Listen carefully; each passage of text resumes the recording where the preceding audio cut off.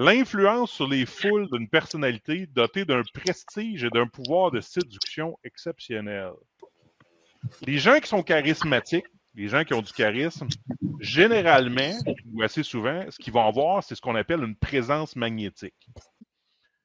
Un autre type, dans le fond, un autre élément de souvent des gens charismatiques, ça va être qu'ils ont de l'empathie puis ils vont réussir à faire des connexions avec les gens. Authenticité. Généralement, ils vont avoir une influence positive.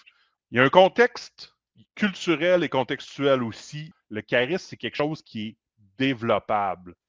Il y a différents types de charisme. C'est le charisme de leadership.